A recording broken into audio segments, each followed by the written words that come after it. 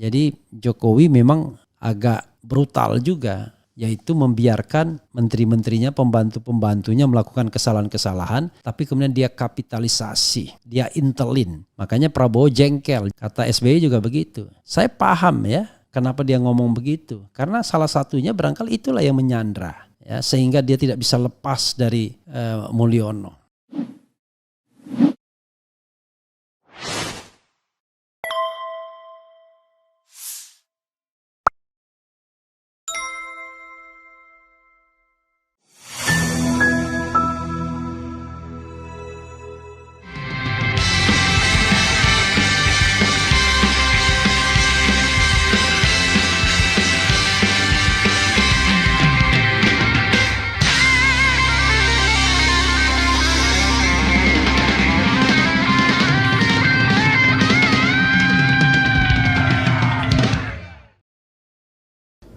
Kepemimpinan itu sangat menentukan. Saya tahu dalamnya partai seperti apa, saya tahu. Partai-partai seperti apa, saya tahu. Ingin mereka menuju kemana, saya juga ngerti. Informasi yang saya terima komplit. Dari intelijen saya ada, BIN. Dari intelijen di Polri ada BIK. Dari intelijen di TNI saya punya BAIS. Dan informasi-informasi di luar itu. Angka, data, survei, semuanya ada. Saya pegang semua. Dan itu hanya miliknya Presiden. Assalamualaikum warahmatullahi wabarakatuh. Sobat RH sekalian, jumpa lagi kita di channel yang keren ini. Keren jadas. Ya sobat RH sekalian ya, ini kotak-katik Said Didu soal sumber kabinet Prabowo yang gemoy ya. Jadi kabinet gemoy Prabowo ini juara 1 di dunia. Nanti kita singgung ya. Ternyata dari 170-an negara, kabinet Indonesia lah yang paling banyak di dunia. Mengalahkan China, India, dan Amerika Serikat. 3 negeri yang jumlah penduduknya di atas kita. Mereka tak ada apa-apanya ya. Seperti Amerika Serikat. Tahun 2021 zaman Joe Biden cuma 14 kalau menurut Oxford. Nanti kita akan bahas itu. Tapi yang ingin kita bahas ini adalah sumbernya dari mana saja itu orang. Dan ini yang dibuat oleh Said Didu ya, dia analisis dengan judul, dia forward ya ke grup-grup WA, siapa penguasa kabinet merah putih tanda tanya. Setelah pelantikan menteri, wakil menteri dan pejabat setingkat menteri, analisis dan data saya menunjukkan bahwa pemilik kabinet merah putih adalah Joko Widodo dengan analisis sebagai berikut. Ada 5 jalur masuk ke kabinet, yaitu 1. Partai, 2. Profesional, 3. Oligarki, 4. Jurumaki, dan juga jurumaki, 5. Dinasti ya. Jalur partai dan jalur profesional bisa murni usulan partai garis miring profesional atau titipan. Jalur jurumaki adalah jalur yang digunakan oleh individu yang tugasnya adalah memaki siapapun yang mengkritisi atau tidak mendukung Jokowi atau Prabowo. Beda dengan jubir yang menjelaskan duduk persoalan. Jalur dinasti adalah jalur yang menampung pihak untuk mengamankan bisnis dinasti. Atas kriteria tersebut ada orang yang masuk menggunakan banyak jalur. Ada orang yang masuk mewakili parpol, tapi juga sebagai titipan oligarki, jurumaki sekaligus pengaman dinasti. Luar biasa. Dari kriteria tersebut kesimpulan analisis saya sebagai berikut. Menteri, afiliasi ke Jokowi 25 orang, partai 5, oligarki 8, jurumaki 7, dinasti 5. 2. Afiliasi ke Prabowo 13 orang, dalam kurung partai 6, oligarki 2, jurumaki 1, profesional 4. Wakil Menteri, afiliasi ke Jokowi 9 orang, oligarki 1, dinasti 3, jurumaki 5. Banyak jurumakinya ya. 2. Afiliasi ke Prabowo 7 orang, partai 5 orang, profesional 2 orang. Pejabat setingkat menteri, afiliasi ke Jokowi 11 orang, juru maki 6 orang, dinasti 3 orang, oligarki 2 orang. Kok banyak juga pejabat setingkat menteri ini apa aja? Oke. Afiliasi ke Prabowo 8 orang, profesional 5 orang, partai 2 orang, oligarki 1 orang. Yang dimaksud afiliasi ke Jokowi adalah orang yang diduga jadi titipan atau loyalis Jokowi. Yang dimaksud afiliasi ke Prabowo adalah kedekatan ke Prabowo secara pribadi plus wakil dari Partai Gerindra. Jadi kalau Supratman Andi Aktas, ya Atgas atau Aktas ya, Supratman Andi Atgas, walaupun dilantik di era terakhir Jokowi, tetap bisa dianggap orangnya Prabowo karena Gerindra ya mungkin ya. Yang tidak terafiliasi dengan Jokowi dan Prabowo adalah murni wakil partai atau profesional. Kesimpulan, Kabinet Merah Putih yang dibentuk oleh Presiden Prabowo didominasi oleh orang-orang Jokowi. Luar biasa ya. Makanya saya Dido mengatakan itu kabinet fufu fafa ya. Jadi bukan lagi kabinet Prabowo ya. Jadi lagunya adalah rasa cemas, hidup berat, dunia gelap, fufu fafa. Cuekin aja ya. Makzulin aja. Ya saudara sekalian, itu sekali lagi analisis ya. Anggap saja analisis orang yang iri kayak Refli Harun. Kan selalu begitu kan dikatakan kan. Jadi kalau kita mengkritik kekuasaan, wah ini iri karena tidak ditelepon, tidak dipanggil. Saya tidak tahu ya kalau saya Dido. Kalau saya selesailah dengan hal-hal yang begitu. Insya Allah ya. Saya sudah declare di mana-mana bahwa 5 tahun akan beroposisi, tidak akan tergoda atau menerima jabatan apapun yang ditawarkan. Ya. Yang saya bisa sumbangkan cuma pemikiran, tapi jabatan gak perlu ya. Begitu sobat RH sekalian ya. Karena tidak enak juga sebenarnya menjadi orang istana. Kenapa? Karena ngomong gak bebas ya. Saya bayangkan kalau diundang ILC, Indonesia Lawyers Club, udah mulai nih. Wah ini teman saya, gak enak nih kalau saya mengkritik. Aduh, bernegara jangan berpikir teman bro. Kalau Anda berpikir teman berarti Anda punya vested interest, ya kan? Punya kepentingan. Nah, makanya bagi pejabat-pejabat yang diangkat dari jalur manapun Anda, mau dari jalur oligarki, jalur juru maki, jalur dinasti, profesional gitu, Anda harus tetap memperlakukan warga negara dengan setara. Jadi walaupun saya mengkritik Anda, ya kalau saya ada urusan dengan negara, ya harus dilayani dengan baik. Hak saya sebagai warga negara yang juga membayar pajak. Ya kan? Jangan dilama-lamain. Wah itu musuh negara. Wah ini teman saya. Maka Anda tidak profesional dan Anda melanggar sumpah Anda. Ya. Jadi tidak ada pembenaran untuk hal tersebut kalau Anda bersikap diskriminatif terhadap urusan-urusan publik. Karena kementerian Anda itu adalah kementerian milik publik, bukan kementerian milik nenek moyang lo. Kan begitu intinya ya.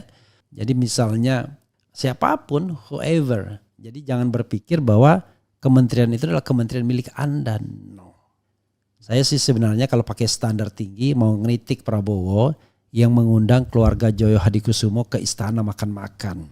Ya bolehlah untuk era modern ya. Tapi kalau era zaman Umar bin Abdul Aziz nggak boleh begitu bro. Umar bin Abdul Aziz anaknya ngetok-ngetok pintu kantor bapaknya nggak dilayani karena bapaknya masih ngurusin urusan negara. Begitu urusan negara selesai, malam hari baru bisa masuk. Langsung dimatiin lampu yang ada di situ. Kenapa dia bilang? Karena lampu itu dibayar oleh negara. Coba bayangkan. Jauh sekali tapi ya kita tidak juga meminta hal yang luar biasa ya.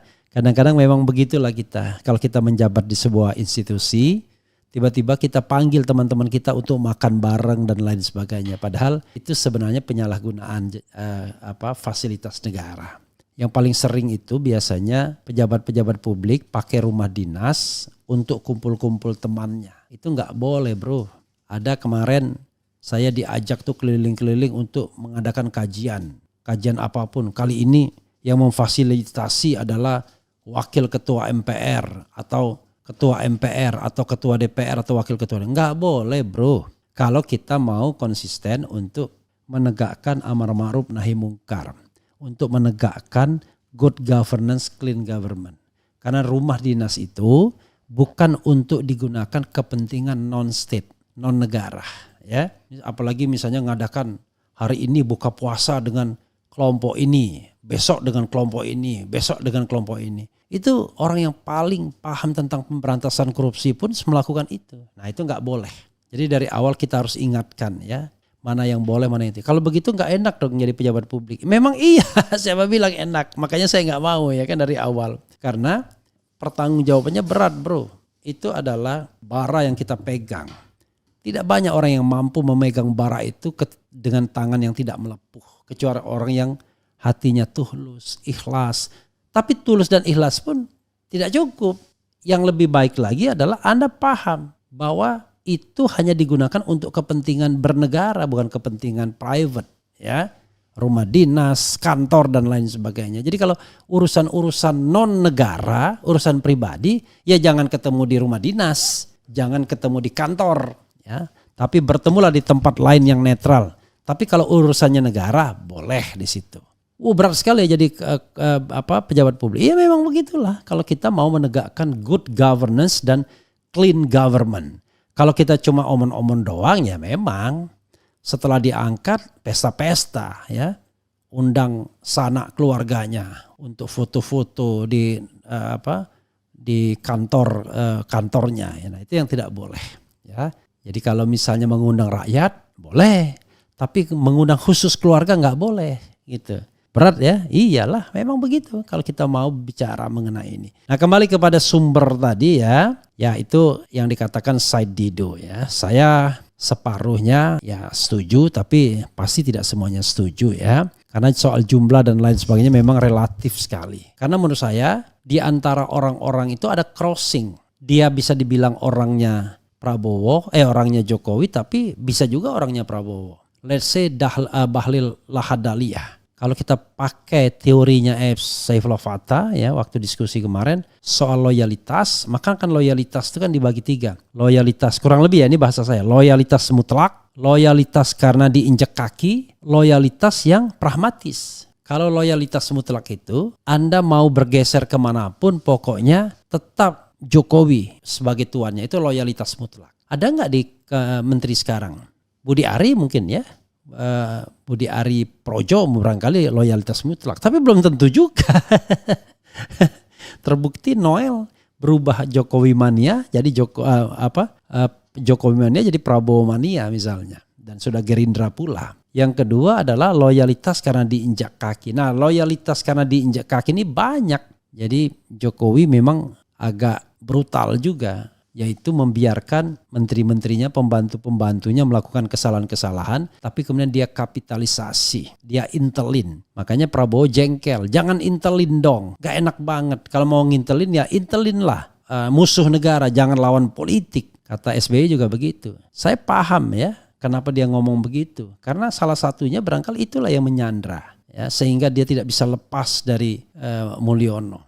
Nah kalau yang pragmatis ya sudah, hari ini Jokowi lengser, kemudian hari itu pula berubah loyalitasnya kepada presiden yang baru. Itu loyalitas pragmatis. Tapi sekali lagi saya tidak bisa menunjuk orangnya. Mana yang loyalitas penuh, loyalitas yang tidak bisa digeser, loyalitas ideologis, mana yang loyalitas injak kaki, dan mana yang loyalitas pragmatis. Jadi bisa jadi Bro Said Didu ya, Puang Said Didu, apa yang Anda katakan yang dianggap orang Jokowi bisa bergeser. Karena pemegang tongkatnya adalah Prabowo Subianto. Tapi tentu kita tanya, ada apa dengan Prabowo? Kok seolah-olah dia sangat khawatir terus sekali untuk tidak melibatkan orang-orang. Karena ada 18, kalau dari 48 menteri itu ada 18 menteri yang kemudian terafiliasi bekas pejabat di era pemerintahan Jokowi. Tetapi tentu dari 18 itu tidak semuanya loyal kepada Jokowi. Karena ada menteri yang diangkat karena kebutuhan ada atau kepentingan. Oh, enggak 18 dong. Saya belum masuk. Oh, menteri ya, karena menteri Tommy Jiwandono kan tidak menteri. Jadi seperti Supratman Andi Adgas, saya kira itu loyalitasnya kepada Prabowo bukan kepada Jokowi walaupun dia baru diangkat. Saifullah Yusuf, ya saya kira loyalitasnya kepada Prabowo juga. Atau loyalitas pragmatis, kita nggak paham ya. Jadi begitu sobat RH sekalian ya. Menarik nih, ada aja nih Puang Saidi. Oke, kita bacakan sedikit komentar sobat RH sekalian. Banyak hal-hal menarik ya, data-data bisa kita kemukakan. Bang Sujar, Bang RH, saya pribadi banyak berterima kasih atas penjelasan Abang tadi malam di ILC. Saya bangga sekali dengan sikap Abang, sehat-sehat selalu Bang.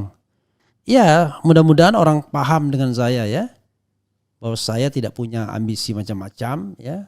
Ade Armando pun clear menangkap saya ya kan. Karena yang saya mau jaga itu adalah demokrasi bro, itu aja. Kita tidak pikir jabatan, kita tidak pikir pendapatan. Kita cari sendiri pendapatan, tidak perlu bergantung pada negara. Tetapi kalau demokrasi itu mati, ya mati semua kita. Karena kita beraktivitas itu karena adanya demokrasi. Kan aktivitas saya tahu lah. Ya, aktivitas ceramah, diskusi, buat konten YouTube, jadi ahli dan lain sebagainya. Dengan alasan otoritarianistik kemudian semua akses ditutup, ya maka orang yang bekerja di sektor demokrasi akan mati semua. Begitu bro ya. Kalau seandainya memang apa yang kita katakan itu tidak benar, ya bantah aja. Mana bagian yang tidak benarnya? Ya kan? Artinya kalau Anda membantah belum tentu Anda benar.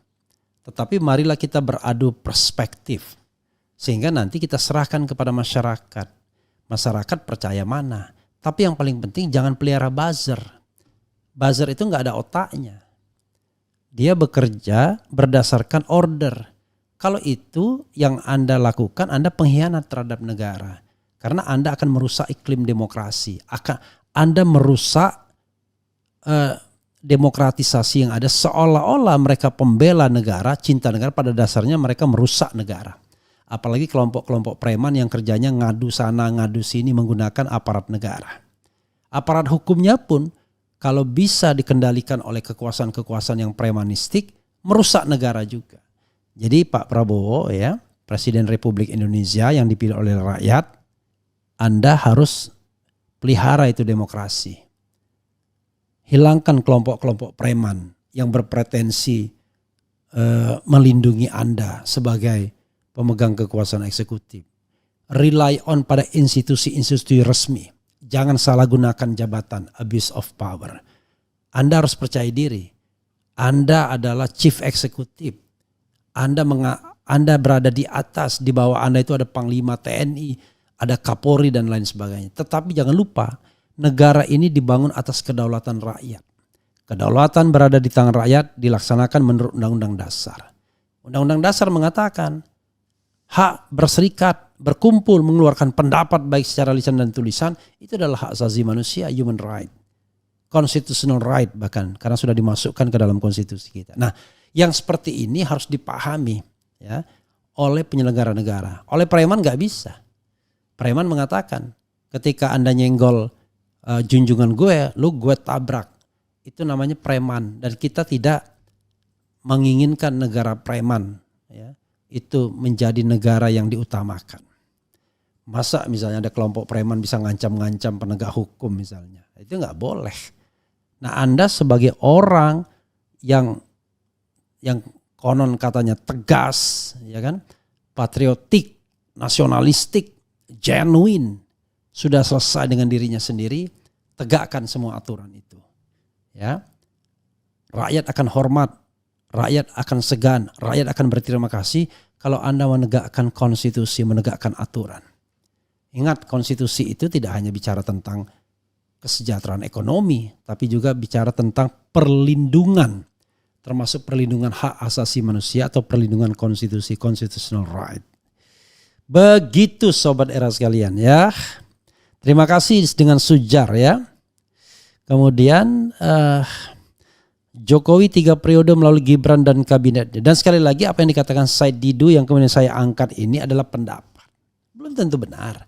Tetapi tidak boleh juga dilarang orang untuk berpendapat dan melakukan analisis. Karena itu bagian dari constitutional right, hak asasi manusia. Menurut Bung Refli, apakah Luhut bakalan jadi menteri segala urusan lagi? Kental sekali pengaruh China-nya opung ini. Ya begini ya, sekali lagi ya, kita mengkritik itu karena kita lihat fenomenanya. Memang di bawah kepemimpinan Jokowi yang dibantu oleh Luhut Panjaitan, LBP, itu terlihat betul kita terlalu pro China ya. Tidak hanya investasinya yang datang, tapi manusia-manusianya segala. Nah itu perlu dicek ulang. Ya, ada apa?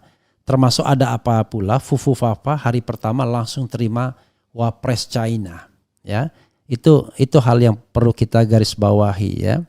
Gak lama bukan bulan madunya 2 tahun bakal ada perselisihan, kita nggak ngerti ya, tidak tahu. Tapi potensi dan bibit itu akan terjadi kalau seandainya kemudian Gibran berpikir untuk melampaui pesona Prabowo Subianto dan untuk memoles dirinya sendiri dengan tim komunikasinya. Nah itu mulai akan ada benturan kalau begitu ya.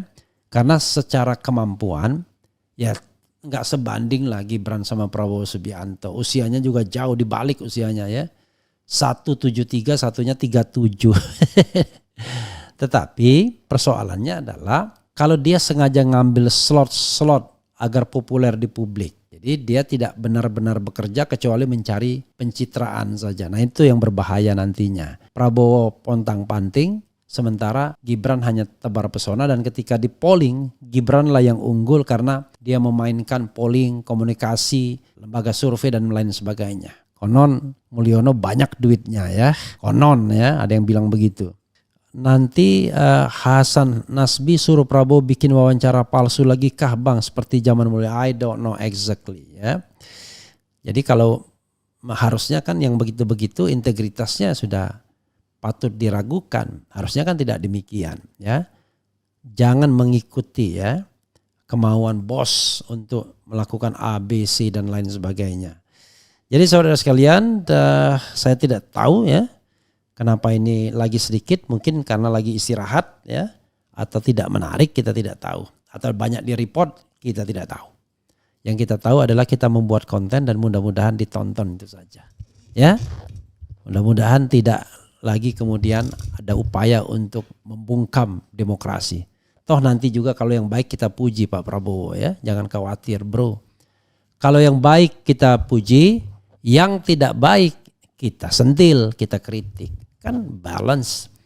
Tapi kenapa Anda tidak lakukan kepada Mulyono atau Jokowi? Apa yang lagi yang bisa dipuji?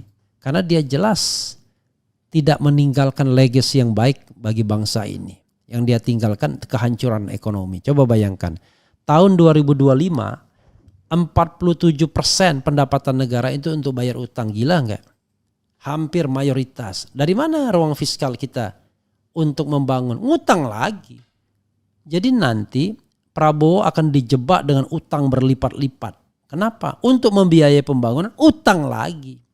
Ya kemarin katanya ada uang 500 triliun dari pengemplang pajak sawit dan lain sebagainya bisa didapatkan tahun 2025. Tahun sekarang sekian triliun, nanti tahun depan sekian triliun lagi. Kita nggak tahu apakah betul apa enggak. Tapi yang jelas untuk membiayai semua kebutuhan itu dibutuhkan utang lagi. Ya, karena itu akibat Mulyono yang ugal-ugalan dalam menciptakan utang. Dan menterinya Sri Mulyani. Karena itu Prabowo terkunci. Tidak bisa selain Sri Mulyani untuk mengelola utang yang demikian dahsyat itu. Termasuk juga kepercayaan kreditor terhadap Indonesia apakah mampu membayar utang atau tidak. Begitu sahabat sekalian ya. Wassalamualaikum warahmatullahi wabarakatuh. Keren cadas.